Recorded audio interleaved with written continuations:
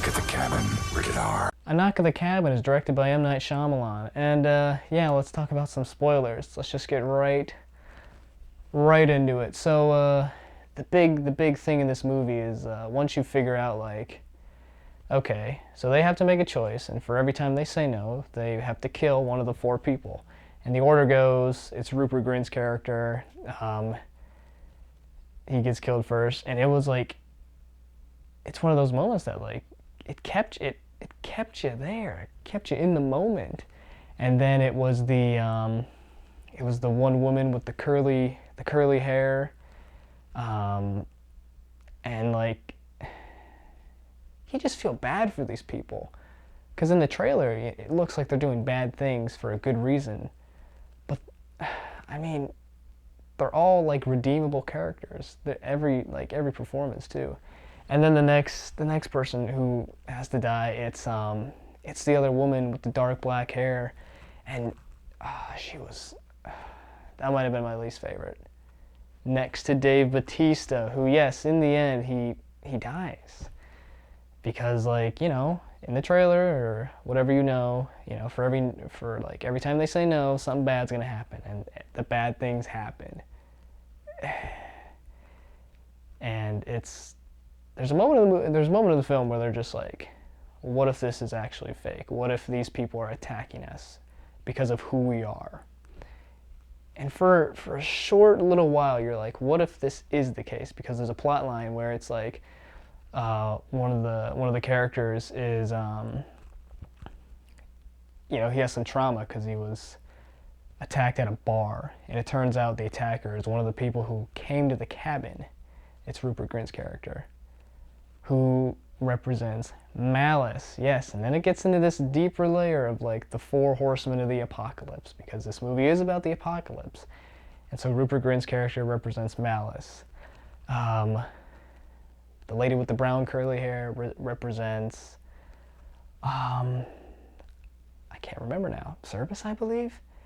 And then Dave Bautista represents guidance, and then the woman with the black hair represents, like, nursing, because in the character she's a nurse, or, like, health and stuff like that. It's really, really interesting. It's one of those, like, if you're like me, you're just like, oh, that's cool. Because you know what? It was cool. It was really cool. Surprisingly cool. This movie is surprisingly cool. Like I said, it's an absurd idea, but with this absurd idea comes, like, an extremely tight script that is only works with the performances. And like I said earlier, the performances are every single one of them are A+. The little girl is phenomenal. I hope she keeps acting, because if she does, she's going to do some really good stuff. At a young age, it's always cool to see super young actors do super well in the movie. But I want to praise Dave Bautista, because this is his best role he's ever played. In his acting career, he's the alpha male, I guess you could call him, or the alpha of the pack or whatever. And then, he did some comedy stuff, and you know what? He was really good in those comedy roles. He's fantastic. He's a great actor. But this one solidifies him as a phenomenal actor. He's honestly the best wrestler turned actor. So much better than The Rock. Because The Rock, I like The Rock. I like the movies he does. But Dave Bautista proves that he has more range. John Cena, he's a halfway decent actor. His best work is clearly in Peacemaker. He shows that he has some acting chops, but haven't seen him in enough things yet, so as of right now, Dave Bautista. Like, up here, Dwayne Johnson, maybe there or so, John Cena, regardless though. And then in the end, they do make the choice. Jonathan Groff, his character, he's the one who has to bite the bullet, literally. And you know what? They save the universe. They save the world.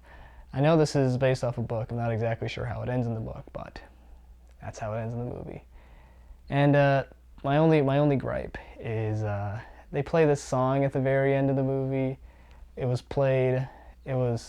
can't remember what it was called, but they play it towards the beginning, when they're on the way. It's supposed to be their fun, happy song, and then they play it again at the end.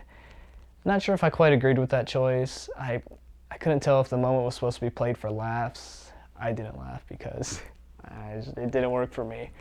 But yeah, M. Night Shyamalan didn't disappoint. And you know what? I was waiting for this big twist ending, and then it occurred to me that it doesn't need one. So yeah, M. Night Shyamalan's A Knock at the Cabin. They do, in fact, knock at the cabin. And it's a good one. I think you'll like it, especially if you're into suspenseful movies. You know, I'd even call it a bit of a thriller, too. So yeah, thank you for watching. Knock at the Cabin, rated R.